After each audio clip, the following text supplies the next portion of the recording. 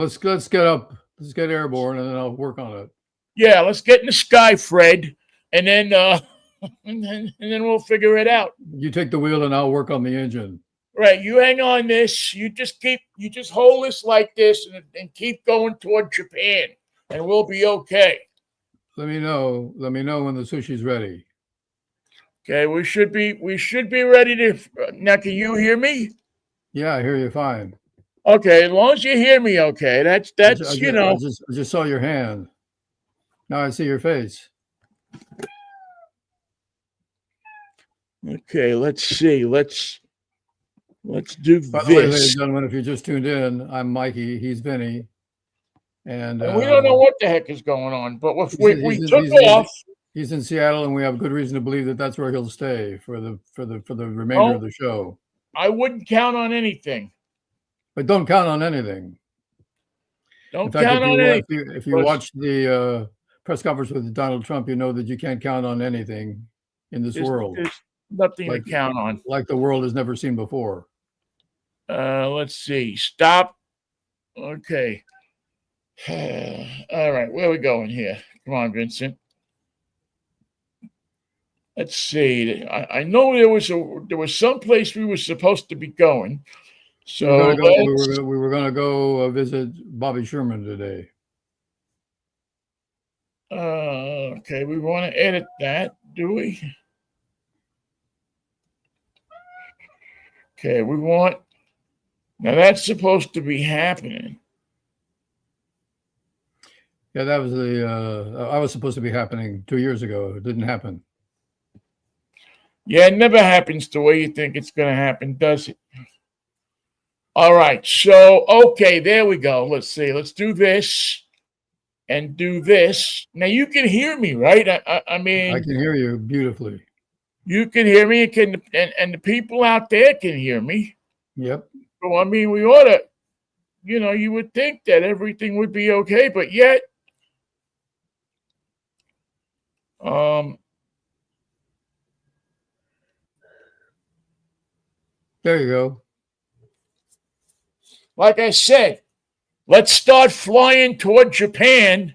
When we get there, we'll know we're there. The Azores. Let's go to the Azores. That's supposed to be a good place to go during the start of a world war. It's a good place to set up a business if you want to start looking for Atlantis. Yes, they said. Listen, set up a little shop here in the Azores.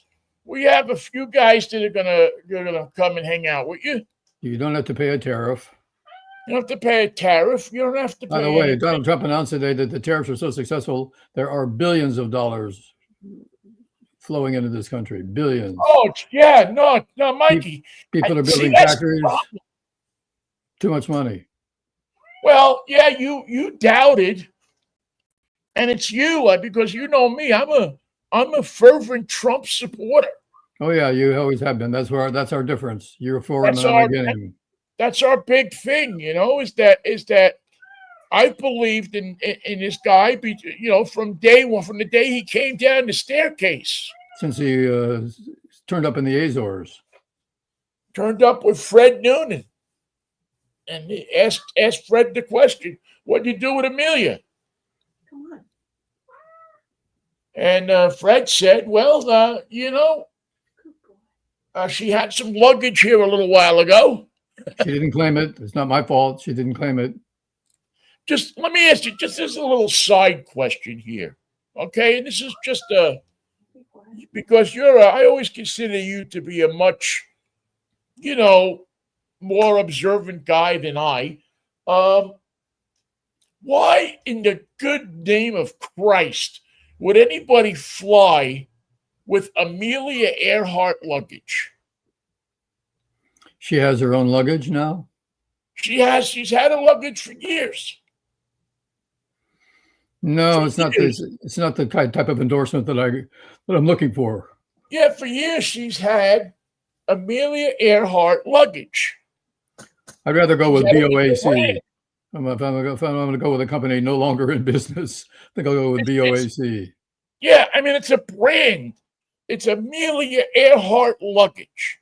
I'm going to see if I can call it up here. I think Uh, their sales line is it'll get you most of the way to where you're going. And for some reason,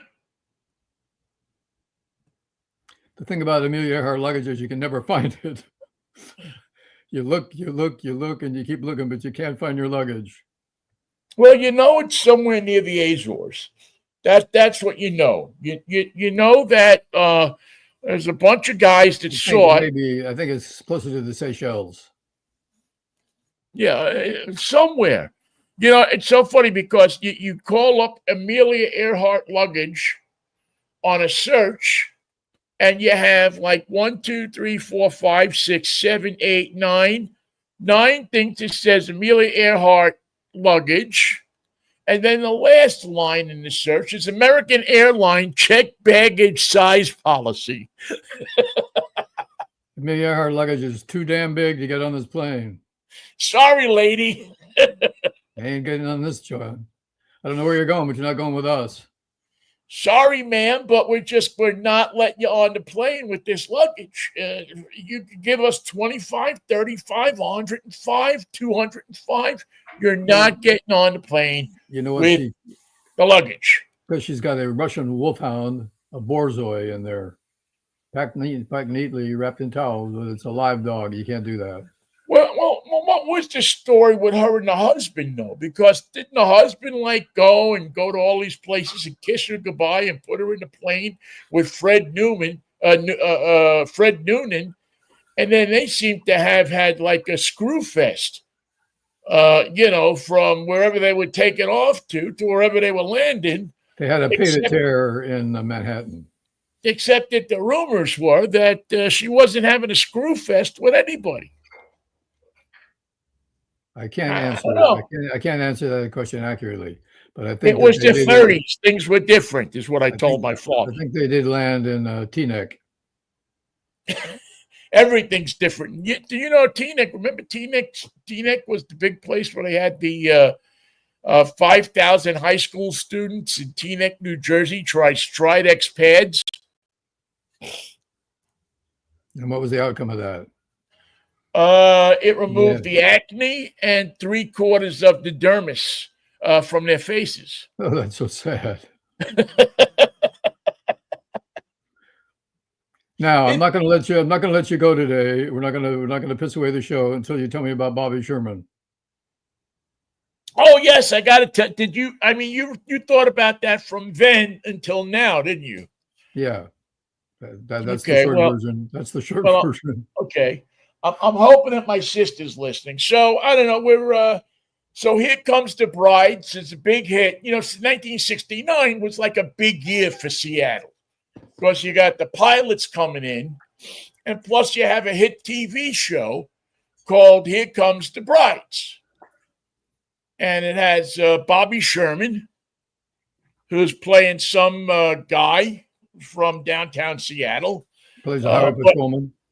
The 1800s version of downtown Seattle, and which probably isn't that much different than what you got going on now. And Bridget Hanley, who is who was a very, very attractive woman whose husband, I believe, was the producer of the show. Now that's very strange. That hardly ever happens in Hollywood. Yeah, have you ever heard of that? E.W. Swackhammer was his name. And Swackhammer? E.W. Swackhammer. And if that sounds familiar to some people who are listening to us in the Seattle area, it's because there used to be a nightclub in Spokane, Washington, called E.W. Swackhammers, which was owned by, believe it or not, E.W. Swackhammer. E.W. Swackhammer. It was Bridget Hanley's husband at the time. Now, I don't know if they're still married. I don't even know if they're alive still. Did you ever get invited to the Swackhammers? Never got invited. I actually went to E.W. Swackhammers, but I never got invited. I wound up going I'll tell you how long ago it was. It was after I watched the first Star Wars movie. Oh my goodness. I was in Spokane. It was 1865, wasn't it? Something like that. I was in Spokane for the premiere of the Star Wars movie, and that's where I saw the first movie. So anyway, so there's a history there with my with men. And anyway, my sister Mary Ann, who I love dearly, she's like my, she saved my life. She did On indeed. more than one occasion. She's got me out of trouble, saved my life. When they wanted to pull the plug, she said no. And but I was not as kind to Mary Ann when I was younger as I am now. You're making up for it. Yeah, as a matter of fact, I was a bit of an asshole of a big brother, which many big brothers can be. We practice being assholes. So one night in a somewhat, shall I say, semi-drug-fueled rage, not even a rage, it was just to be a real asshole. I just want to, sometimes you just want to be an asshole. It happens. It happens to the best swackhammers that we know. Yes. So Mary Ann was just an absolute teen, head over heels in love with Bobby Sherman. She lived for Bobby Sherman when she was 13, 12 years old, something like, however old she was at the time. I think she was probably 12 or something like that, 11. Matter of fact, so much so that she got my father to take her, to get in the car and drive her to and a couple of her friends. I believe it was Claire Calvi and this woman, Nur, who was a friend of hers, a Turkish girl, actually, at the time. She wasn't a woman yet. And they piled in my father's spanking clean, beautiful 1963 Cadillac and drove off to the Garden State Arts Center, which at the time was a brand new facility to see. They didn't have a lot of arts to show around, so there wasn't Not a lot. I mean, Springsteen hadn't really come into his own yet. So the big arts thing in New Jersey was Enzo Stuarti. And that's sad too. Yeah. And I don't know who else. Who was that other guy? Well, Sinatra was from Jersey, and Frankie Valli. Frankie Valli, right? Thank you, Frankie Valli. A couple other, most of the Italian groups that were around in those days, either from the Bronx or New Jersey. So anyway, to make a long story even longer, my father drives my sister and her friends to the Garden State Arts Center. And for some reason, this pissed me off. Me and my 13 years old worth of pistivity, as our good friend Rod Long used to say, or said. He probably still says it. He's not dead or anything. So I come home from hanging out with the boys, and we all actually come over the house because my mom was the mom who used to let us say to us, "You should really smoke the pot in the house because I don't want you to get arrested by the cops. I don't want TV Joe arresting you out on the street and, yada, yada, yada." So my mother would say, "Just come home, smoke your pot here, and then go out." And she was known as the cool mom on the block. Later we found out she was a little crazy, but at the time, we thought that was a pretty cool thing. So I got kind of blasted this night that they go to the Garden State Arts Center to see Bobby Sherman. And I forget who else was on the bill. It might have been Enzo Stuarti for all I remember. And I go in a room and I rip down all of her Tiger Beat posters. Oh, no.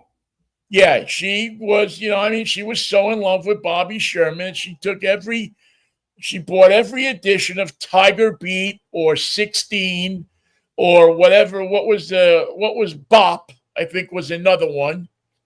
And got the Bobby Sherman posters and carefully removed the staple from the center fold of the magazine very carefully.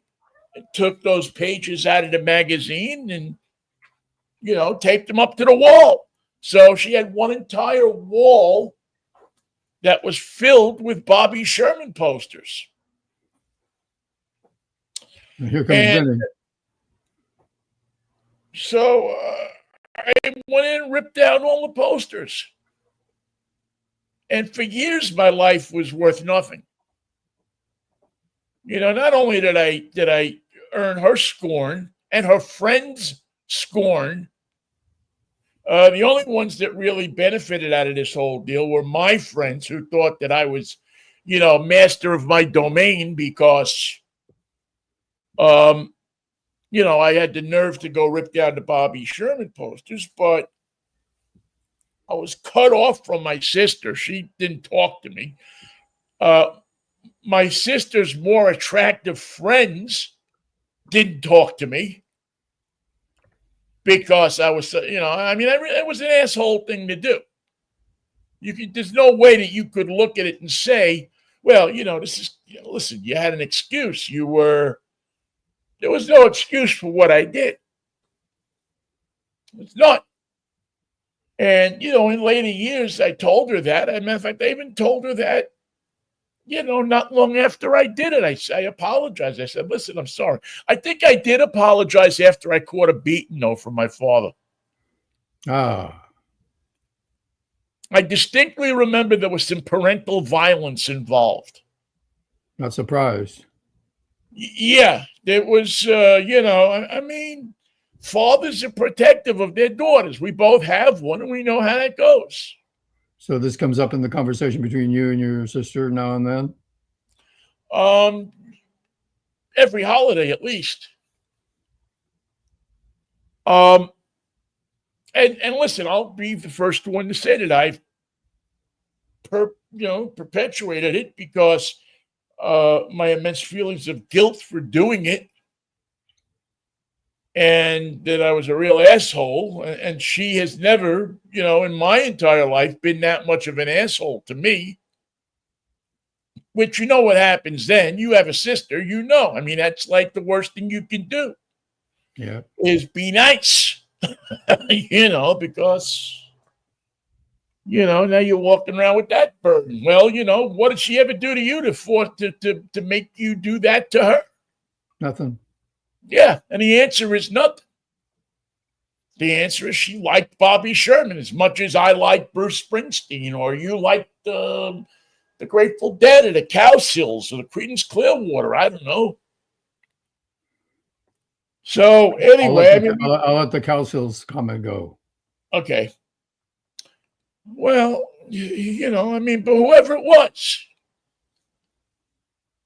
So, and I did straighten this out with her. Don't get me wrong. This is laid in, like I said, it comes up every once in a while.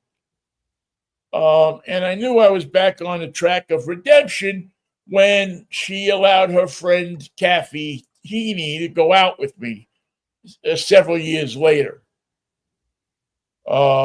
To which Kathy and I had a long and good relationship. I think we went out for 4 years. But your sister had to broker the deal. But she was the one that convinced Kathy to go out with me when I wouldn't have gone out with me. But she did, and like I said, it was a very it was a nice, she was a nice girl, lady. She was a girl at the time. We were both girling, but that Bobby Sherman has always hung over our relationship. As a matter of fact, one of the first things I said to Marianne when I got out of the coma a few years ago, well, geez, it's coming up on 10 years for that, Michael. Believe it or not. 10 good years. Well, I've been here for them, so that's good. Most of them, I think. But I think one of the first things I said to her is, after all I did to you, why did you save me? I mean, I was somewhat stunned. Explain that to me, yeah. Yeah, I mean, explain that to me. I mean, I'm the asshole that ripped down your Bobby Sherman posters. And, she said something like, yeah, well, that was a long time ago. And one night I know I'm going to get a flat on the parkway or something like that. You'll come out and help me fix it. And so you could tell right away that she's a positive person. I should say. That she has a lot of positivity. You don't get to be in her position in life without being positive. Well, we say goodbye to Bobby Sherman, 82 years old. Good life, 82, man. When you get to 82. Wasn't Brian Wilson also 82? Yes. Well, that's an age you probably want to avoid then, isn't it? Go right by it. 81, 83. Yeah, I don't know. But many people in Seattle, of course, know Bobby Sherman because he redid the Perry Como hit, Seattle. The bluest skies you've ever seen are in Seattle. Which was the theme song for Here Come the Brides. And you're not ripping down Bobby Sherman posters back there, are you? I'm telling you now. I got Kristen is breaking up a cat fight between the Oh, brothers. okay. I'm just saying it's not worth it. Don't do it. Let those Don't posters, do it, let it ride. Let it ride. Whatever it is. Don't do it. My friend Eileen here is chiming in that she was a huge Bobby Sherman fan, and he was famous for a Seattle song. Yeah, I mean, he had a year run where he had the theme song for the show. Then he had the pop hit, Julie, Julie, Julie, do you love me? And I'm asking you one more time, do you? Yeah, and it was funny because I happened to know somebody named Julie at the time who was a very, very nice person. Julie Rogers, she just passed away last year. And I knew Julie. Julie was also a friend of my sister's. And I had kept in contact with her for several years. Matter of fact, was still in contact with her when she passed away. I haven't talked to her since. But her posters remain up. But I think she still had the posters up. But if you weren't a fan of Here Come the Brides, if your name was Julie in 1969, you had a song. You had a deal. You had a deal. You had a Julie, Julie, Julie, do you love me? And it had a really good kind of, and I remember this, believe it or not, from this bar called Bud's that I used to hang out in, even at the tender young age of 14. You should have gone to J.W. Schneckenbach or whatever that place is. Well, it was a bit far away, but it was one of those songs where when somebody puts it on in the jukebox, everybody starts to sing it. I don't think that's the case. That are like that, like piano. I'm pretty sure that's not the case. What, with Julie, Julie, Julie, do you love me? Correct. Oh, no, it was huge. It was a big, now this is New York again. So it's like New York has this weird way of picking out strange songs that people cling to. Key into, yeah. I mean, you think of the current phenomenon that's going on now, right now with the Mets. What's the song? My Girl. By the Temps? By the Temps. You go to any Met game, and Francisco Lindor's walk-up music is My Girl. Oh, okay. Boom, boom, boom, boom, boom, boom. Exactly. And My girl. so they My girl. so they so he plays that as his walk-up music. And it's now the whole damn stadium. So what was your walk-up? What was your walk-up song? Thunder. 7,000 people. What's your walk-up song, Vinny? Thunder Road? My walk-up song? Wow, I don't know if I ever thought about that.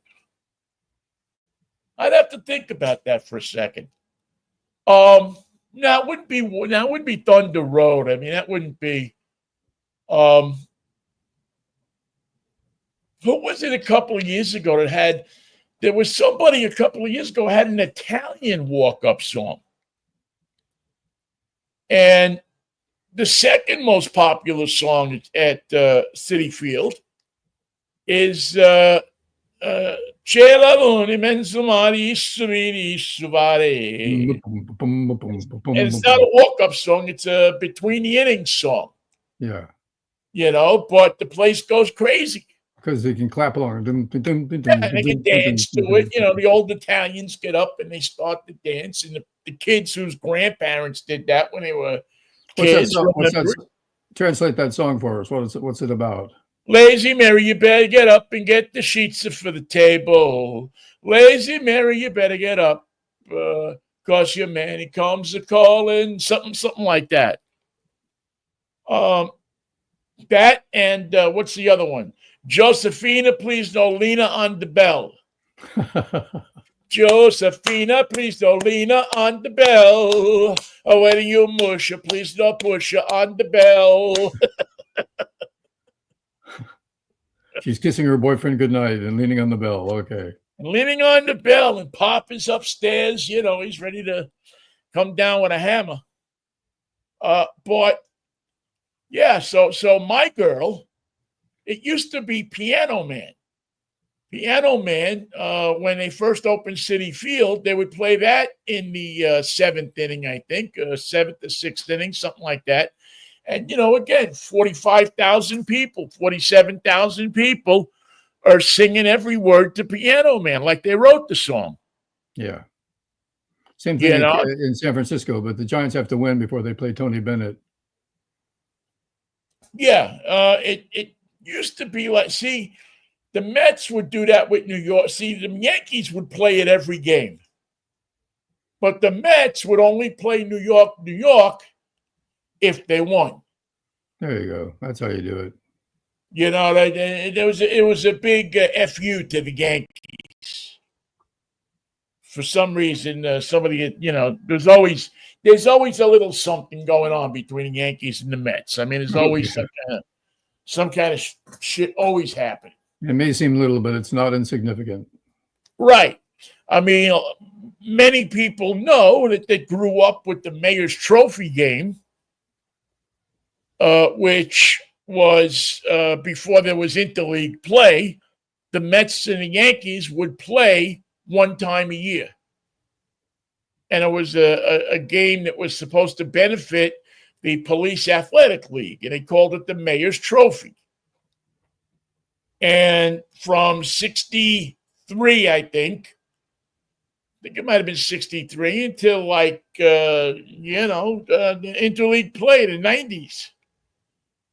Except for a few years where Steinbrenner got pissed off and he wouldn't play the Mets because the Mets won like 3 games in a row. Oh, no, that's unheard of. But he took those. I mean, there were guys that got cut on the team because they gave up. I mean, he wanted to win that game against the Mets worse than he wanted to win the World Series. It was a preseason game. No, it was a middle of the year game. It happened usually in June.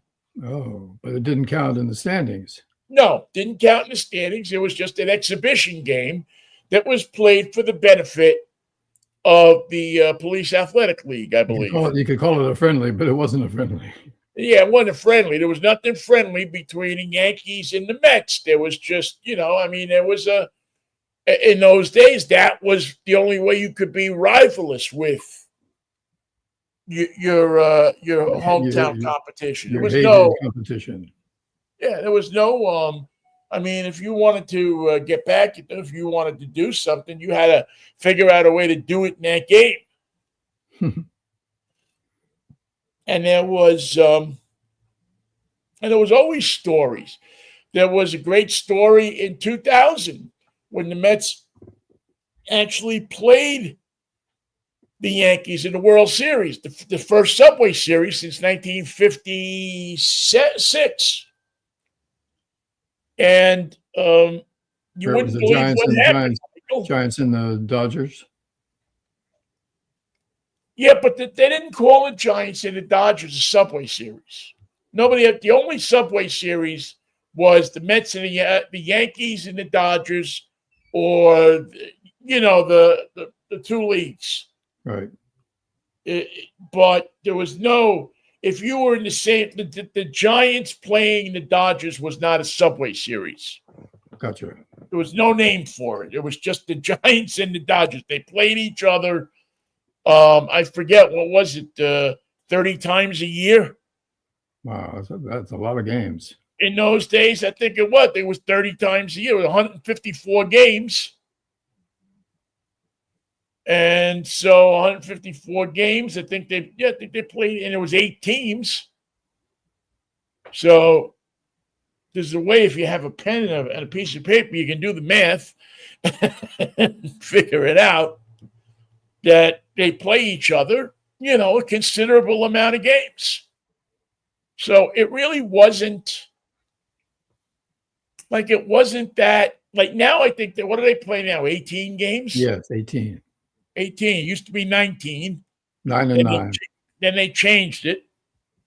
But yeah, I think in those days, in pre-1916, pre-1969 or pre-1962, I should say, I think there was 30-something games they played each other. So you got to know the teams real well. You get to know them real well, especially the bullpen. Yeah, and people knew each other.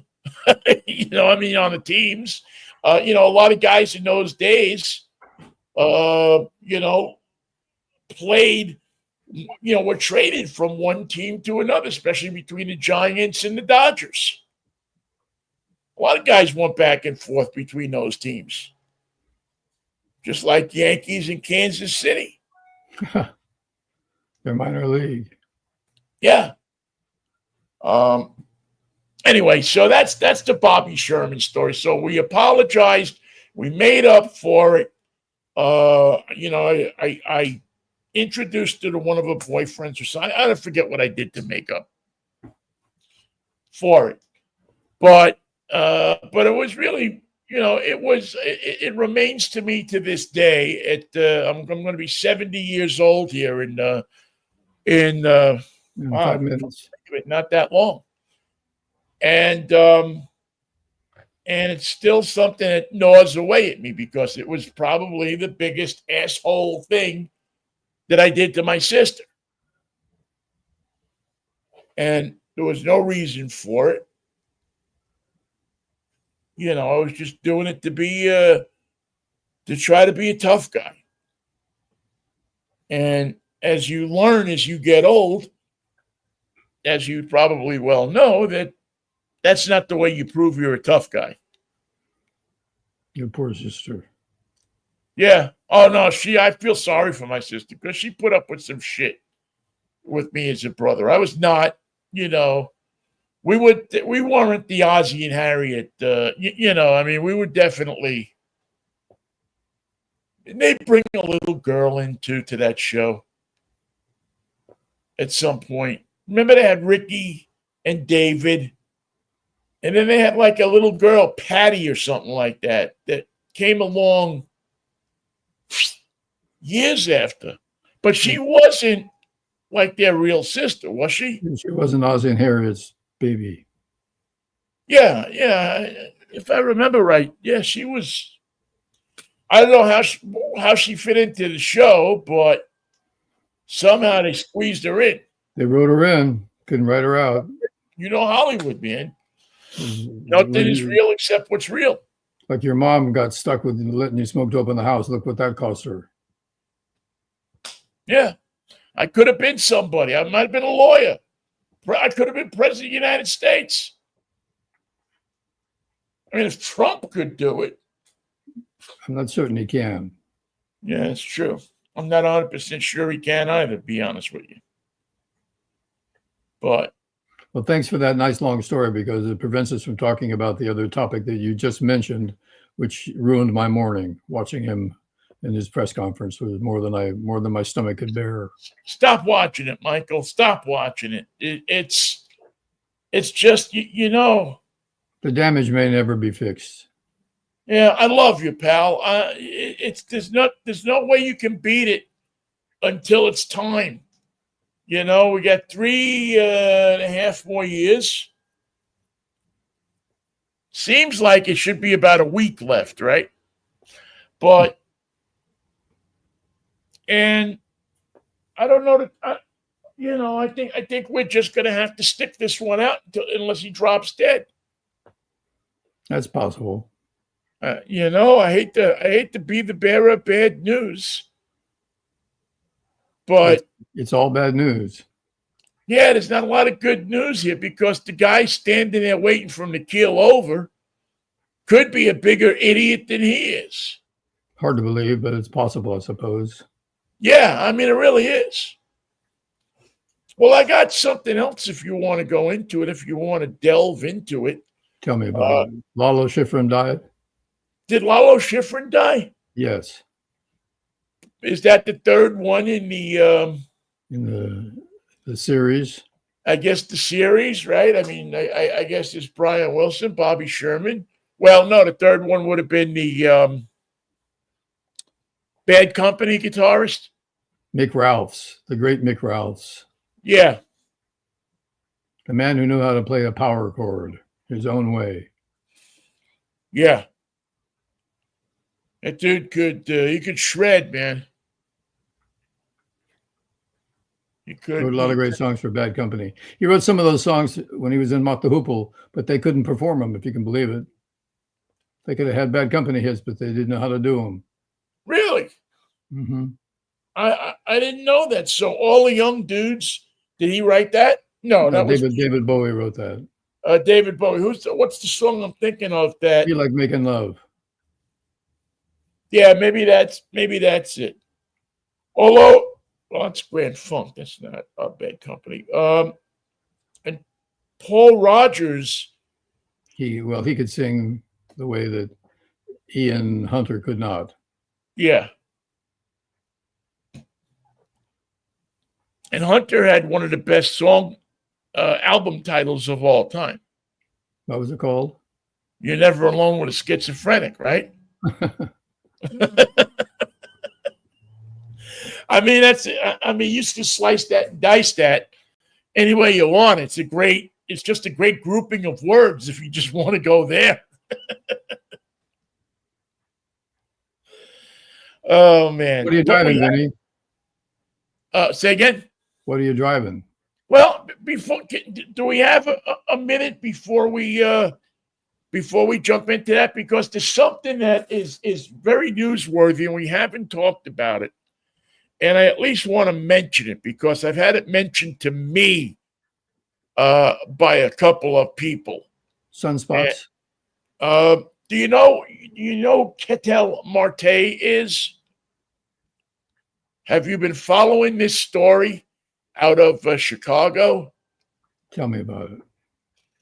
Well, Ketel Marte is a player with the Arizona Diamondbacks. Their second baseman, I believe. Oh yeah, and he got heckled. And so the Diamondbacks, I guess, are in Chicago playing the White Sox, which should be a total. Which they should really run if you want to run a background check on people. Those are the people you should be running background checks on. Anybody who goes to that game is either hiding from somebody or, one way or the other.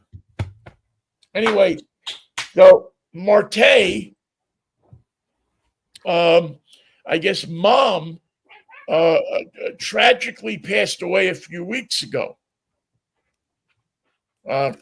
Accident of some kind. I forget exactly. I forget the reason why, but whatever the reason is, she passed away, and it wasn't of natural causes. I forget what country it was in, but anyway, so Mrs. Marte, we're always taught to respect our friends' moms by calling them Mrs. Or dads by Mr. Anyway, so this asshole who somehow in the stands gets a ticket to the game. I don't know how he got the ticket, bought it, whatever. Gets a ticket to the game, and I forget if Marte struck out or something happened. He's out of the game, and whatever this guy said who was sitting in the stands was so obnoxious and so horrible that it literally brought the White Sox stadium to a halt. And the player, Marte, started to cry. Whatever this young punk said to this guy, and listen, we all know you go to a baseball game, and you get carried away. The adage is that you say what you want. Unfortunately, that's the America we live in today, where people think they have a right to say any fucking thing that's on their mind. And so, anyway, this guy says something about his mom. I don't know exactly what he said. It's really horrible because nobody will seem to want to say what this guy said. But it was bad enough that many of the players considered going up into the stands and going after this guy. Settling the matter. And even Torey Lovello, who, was here for a short time, and a lot of people had thought he was going to be the Mariners manager at some point. Torey, I guess, came out of the dugout and was going to go up into the stands after this guy. So anyway, he was escorted out of the stadium by the police. And really not much happened around it. The team gathered at the mound, though, right? Yeah, team meeting on the mound. And he's, Marte, for some reason, is inconsolable. They had to take him out of the game.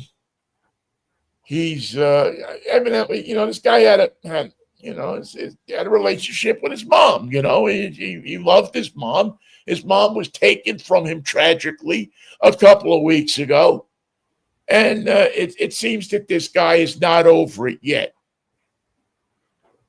Yeah. So anyway, they take Marte out of the game. The next day, the White Sox run an ad up on the scoreboard that says something like Marte, the Chicago White Sox in Major League Baseball, it's something like they apologize and they stand with him. I don't know what standing with somebody really is these days, but they tried to make some good faith effort here to try to say, hey, we're with this guy. Right. Now, I guess the right thing to do, and it eventually did happen, is they should have thrown the guy out of the ballpark and told him never to come back again. Not just to this ballpark, but to any ballpark in Major League Baseball. You're done. You don't get to come back. If what you said was that bad, that you don't get to come back. But what was more disturbing about it is the number of people on social media who defended this guy's right to say what he said. Oh, good. Thanks for that. And in essence, saying that this guy, although you might not like what he said, he paid his money and he's got a right to go to the ball game and say what he wants to say. Well, he did. He screwed up his future, but he had the right to do it. He had the means to do it, and he did it. And and so finally, I guess somebody in Major League Baseball was actually awake.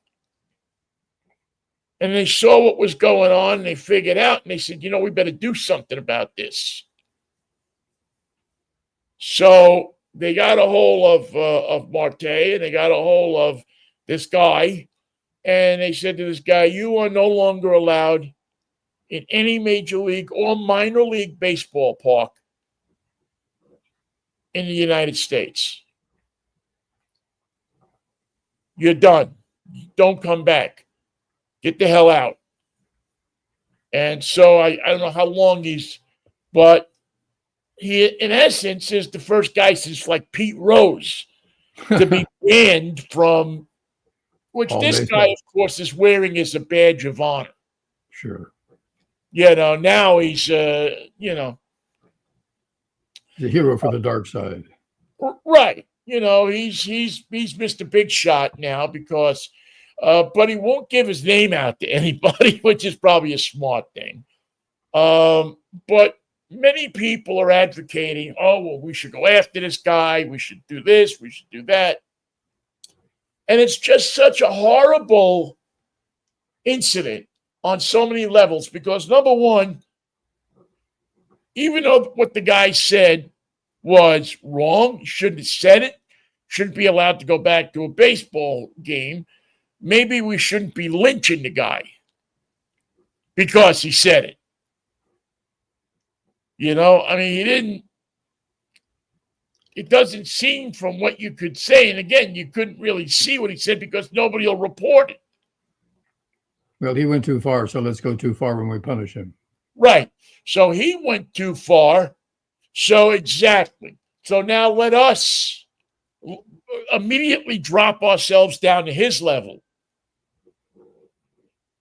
Yeah. And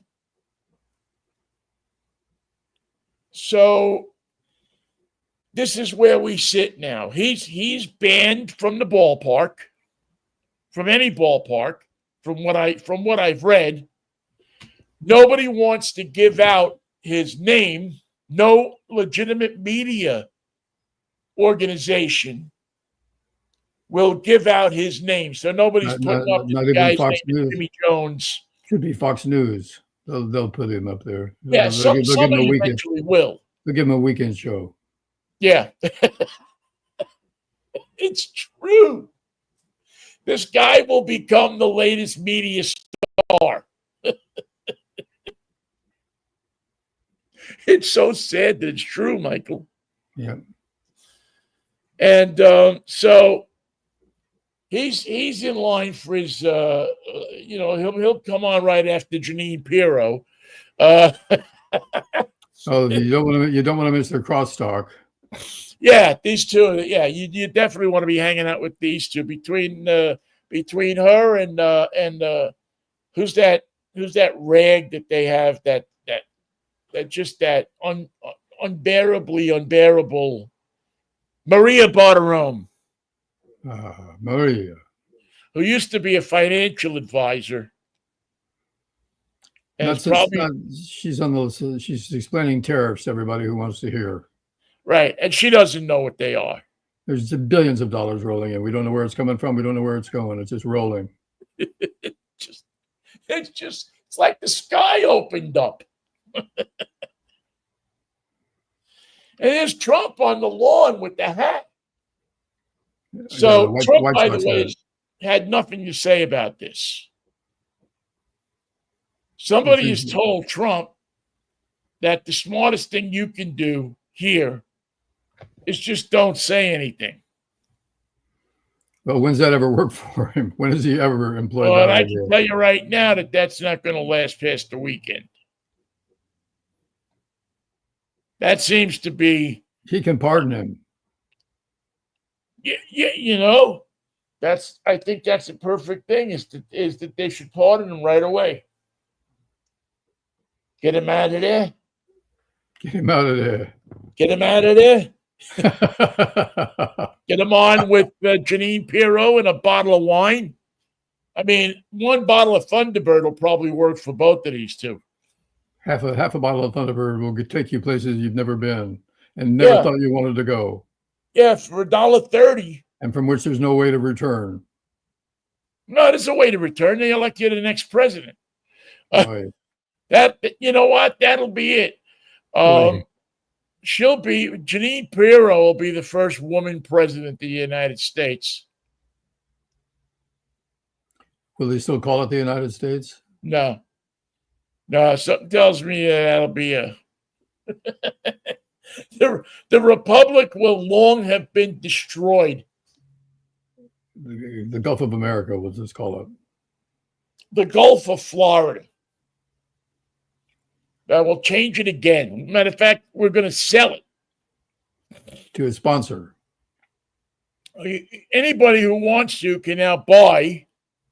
As a matter of fact, you can buy. And what do you want to buy? What do you want to call it? Call it Florida. Flara. Floridia. We named it that way for all of the fluoride that we found there. That used to be in the water. There used to be fluoride there. Now, all of a sudden, there's no more fluoride. So we're going to call it Floridia. Evergladia. See? So, I find the whole thing reprehensible. I find the reaction to it that people would actually think that this is okay because there were so many people that had the opinion of, well, you have to be tough if you're going to be an American. That you have to be somebody who can stand up there and take it. And if you can't take it, you don't belong playing Major League Baseball. All of these experts who are great talent evaluators, the same people who told you don't take the vaccine. They're now in the baseball business. They're in the ivermectin baseball business. Exactly. As a matter of fact, they're running a 2-for-1 special this weekend. You could have your choice of either a bottle of ivermectin, a bedroom set of My Pillows, or a dream date with Robert Kennedy Jr. Well, I don't think anybody would be a dream. At best, you could do with Kennedy Jr. would be a nightmare. A short nightmare with Kennedy Jr. Yeah, it would have to be. There's nothing in that whole sequence that's going to tell you that anything that's going to turn out from this experience is going to be a good one. There's no upside. But yes, there is one upside. One lucky winner will get their own set of Amelia Earhart luggage. Ooh, it's better than a brainworm. Or you could have, they never. You have to pick it up at Air India headquarters. Yeah. You still have. They still have the interior for the 1963 Lincoln Continental. Oh, that dear. Was that Kennedy was riding in. They haven't cleaned it up, or have they? Well, I cleaned it up, but they turned. You know what they did with that car. Interestingly enough, and you wanted to talk about cars, so, but what they did is they took the interior out of the car. They took they ordered a new roof from Ford, put the new roof on the car, in essence, taking the convertible, Turning it into a hard turning top. it into a hardtop once again. Because the Lincoln Continental dimensions of the convertible are the same as the hardtop. Because I don't know if you've ever noticed but they're made in a very similar way. All of the measurements are the same for this vehicle. So they reconstituted it as a hardtop. With the suicide doors? With the suicide doors, yes. So if you go to the museum, the Ford Museum, the Henry Ford in Detroit, you can visit the car that Kennedy was shot in, as well as right down the hallway. And I've actually, interestingly enough, been to both. You can sit in the car that Kennedy was shot in and the theater seat that Lincoln was shot in. If that's something that turns you on. Check the vibes in each. Compare the vibes. Not me, pal. You want to go? I'll be waiting in the car for you. You come out when you're done. let me know you like the new hardtop. I ain't going. Yeah, if somebody only would have thought of that the day before they put the. You can have that on your show tomorrow at 11 o'clock. Yeah, I think we've actually talked about this years ago. I think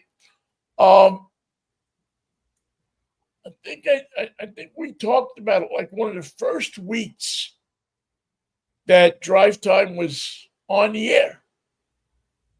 That because we did a show that had many of the different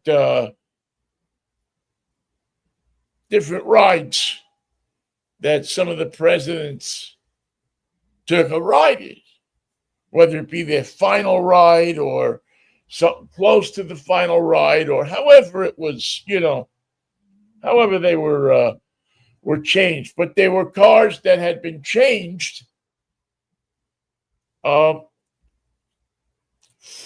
what they were to what they weren't, and then back to what they were again. And there's probably 15 or 20 cars. There's the Dodi Fayed. Oh yeah.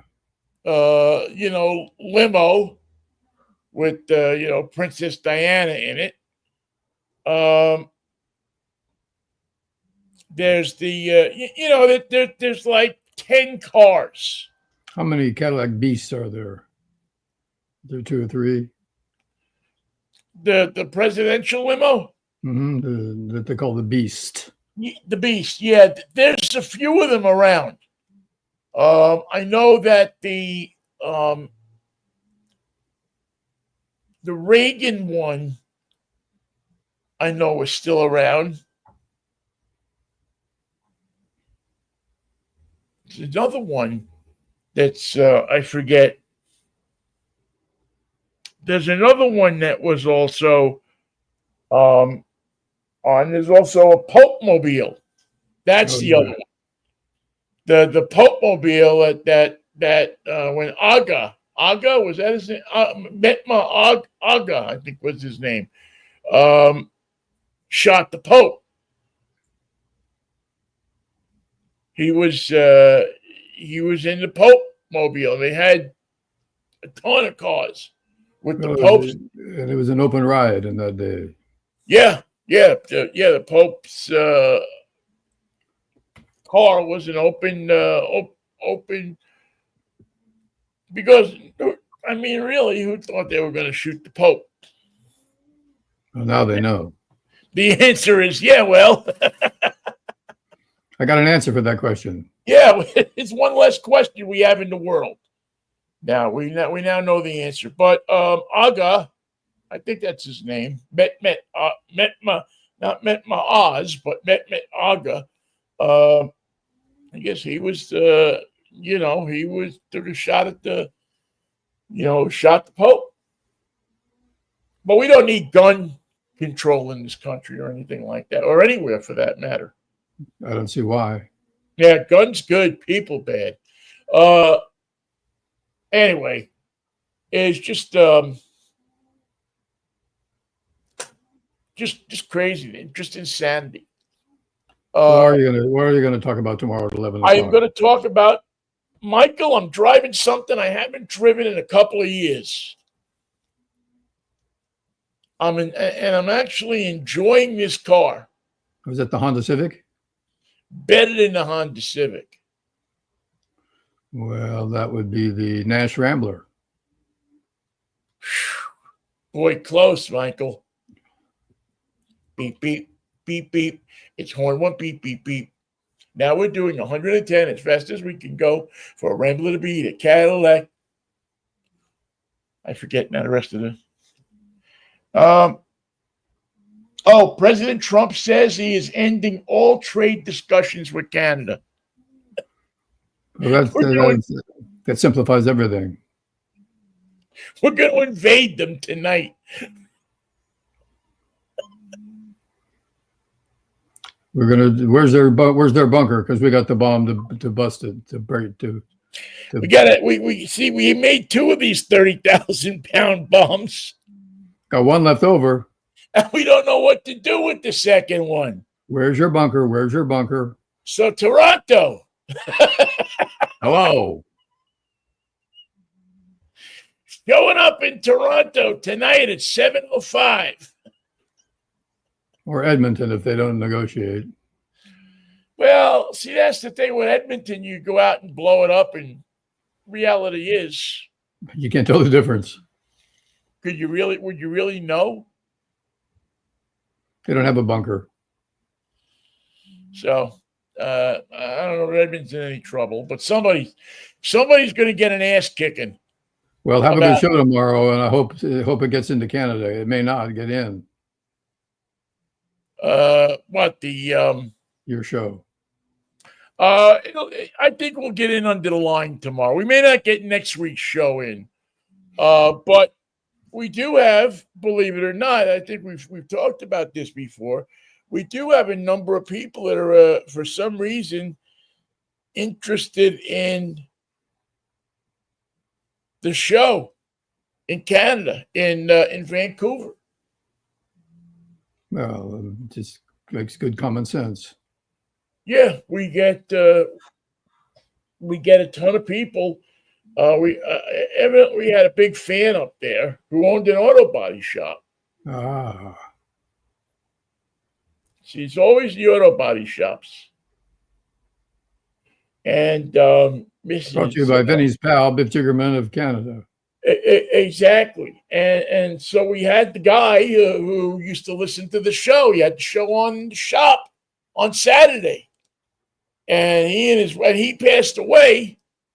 And his wife was such a fan of the show that she would call up, and say, listen, please, we love listening to the show up here. Terry was his name. I can't remember the guy's last name to save my life, but Terry was his last name. And Terry enjoyed the show. And he seemed to, the show took on its own mind, mind thing of its own. And I can't say that people like the show up there because it'll create an international incident. Where's your bunker? Where is your bunker? Yeah, I mean, there's these poor people, there's, 50, 100 of them, whatever it is up there, that love the show. We had a radio station actually contact me, wanted to carry the show up there until all this stuff went on. From the local sports station up there. But as often happens in Canada, something always gets in the middle of it to screw it up.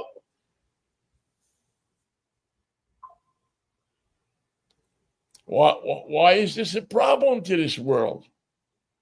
Well, according to Donald Trump, there's just billions of dollars rolling in, so they think that some of it must come from Canada. Man. On their new money, is Charles on the money, or is it still the Queen? Good question. I'm going to take a quick look. I believe it's Charles now.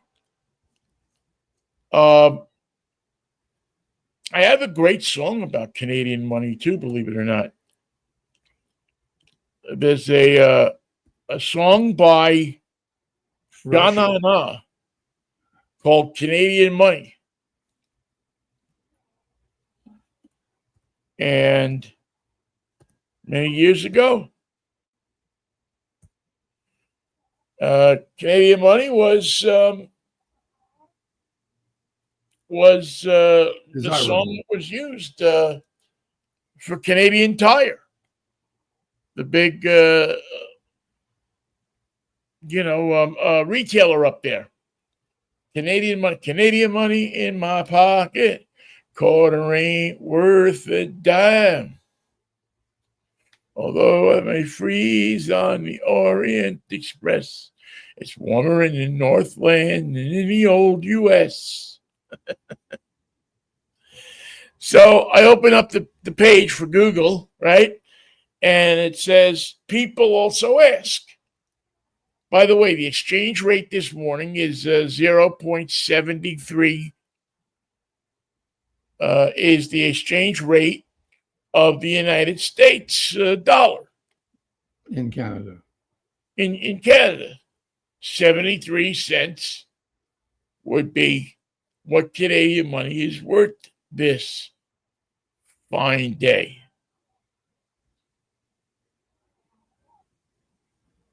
But many people upstairs, many people, I'm sure people upstairs are upset too. But they're upset about Canadian money not being as good as American money. It is as good, up to 73 cents.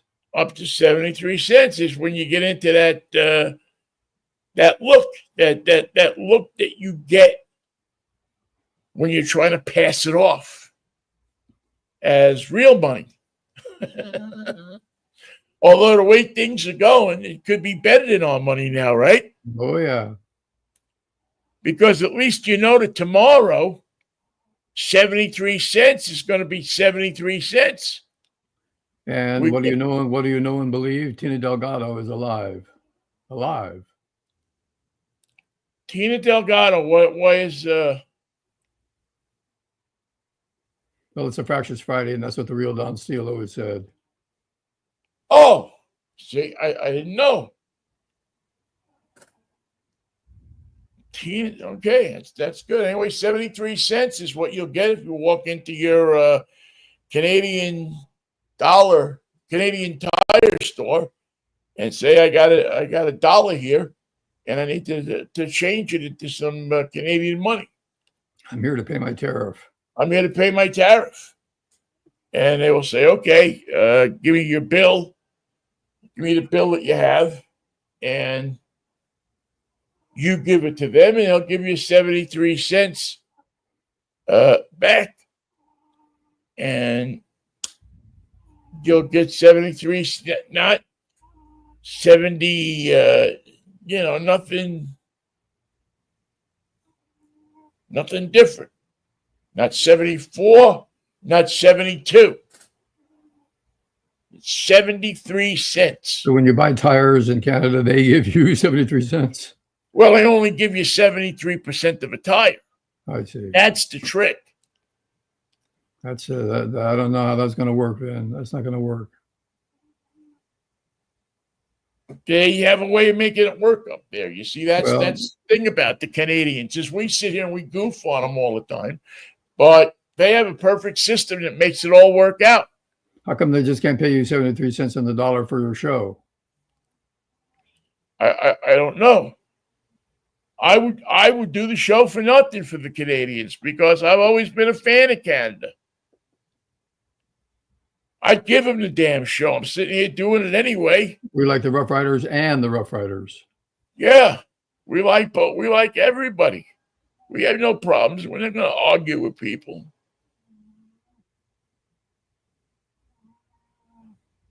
Have a good show tomorrow, Vinnie. I'll see you at 11 o'clock.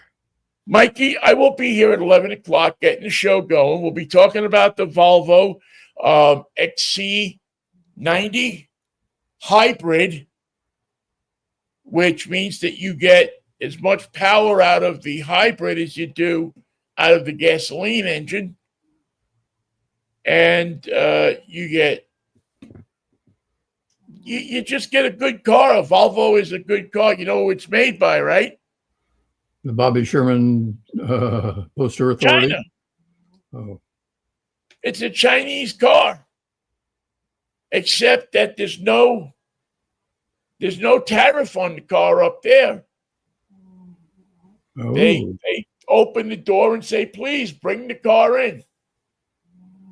Bring it in, park it right over there. We'd love to have you.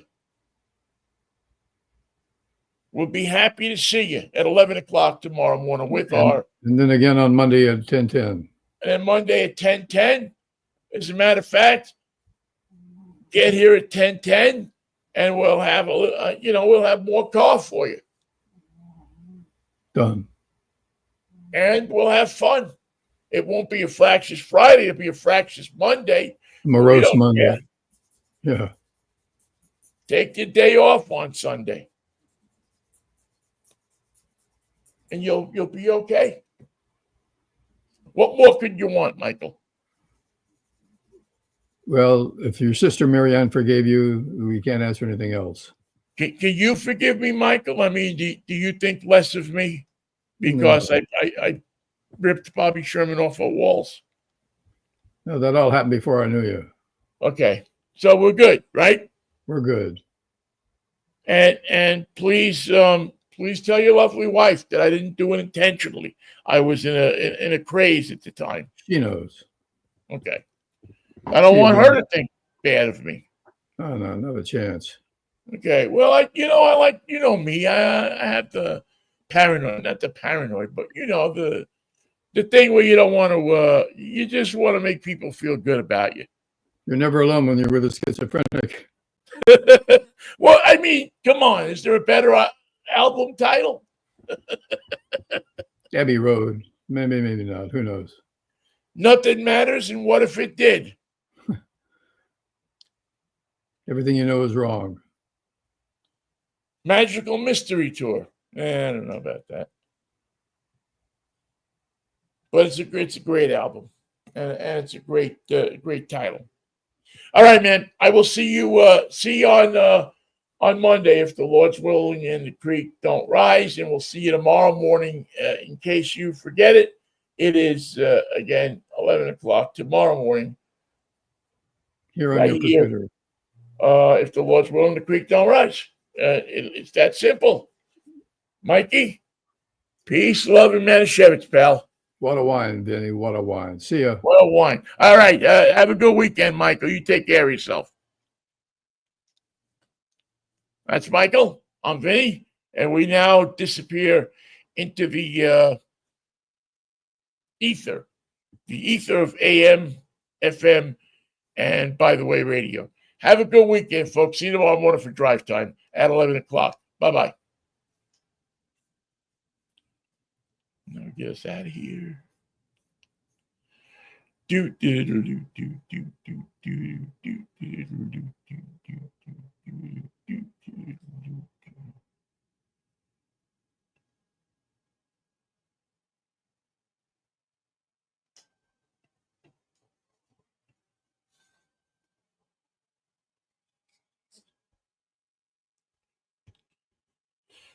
All right, kids. See you in the morning.